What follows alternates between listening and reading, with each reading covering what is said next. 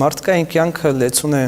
տարատեսակ վայրի վերումներով եւ մարդիկ հաճախ իրենց սխալները,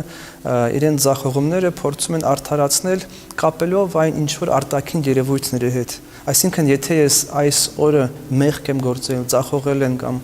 իմ գործը չի հաջողվել, դա կարելի է կապել ինչ որ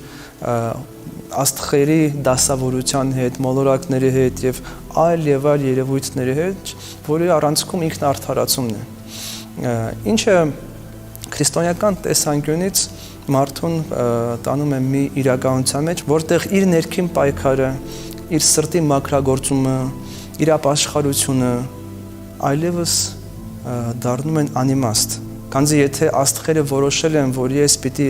այսինչ օրը սխալ գործեմ, ապա իմ ազատ կամքը այստեղ տեղ չունի։ Աստվածաշունչը մեզ այլ բան է սովորեցնում, ասելով, որ մեր